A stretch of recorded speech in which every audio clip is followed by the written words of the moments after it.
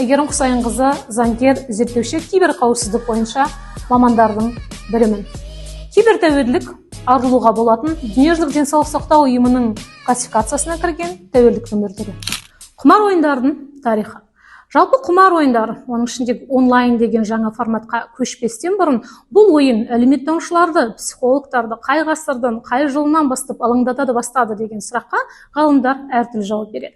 Жалпы лудомания, гэмблинг, азарт ойын бестігі өткен ғасырдың екінші дүниежүзілік соғыстан кейін адамдардың көңіл көтеру мақсатында ақш-та, Батыс Еуропада ойын бизнесі мемлекеттің ең негізгі нысаналы экономикалық, әлеуметтік көңіл көтеру және халықтың өмір сапасын арттыруға арналған мемлекеттің негізгі саясаты ретінде қолға алына бастады. Сол кезде Батыс Еуропаның біраз мемлекеттері жалпы карта ойындарының, бәстігі ойындарының, мәдениеттің негізгі салалары театр, балет, кинотеатр, кітапхана сияқты мәдени орындарға төнетін басты қауіп деп атаған болатын. Бұл қауіп шынымен өзінің тәуекелін ақтады ма? Немесе онлайн бизнес театрға бәсекелес бола біледі ме? Немесе онлайн казино кітапхананы алмастыра алады ма деген сұрақтарды қазір әлеуметтанушылар жиі зерттеп жүр. Бірақ санға келетін болсақ, қазіргі таңда Қазақстанда онлайн бизнестің айналымында жүрген қаражат көлемі кітапхана,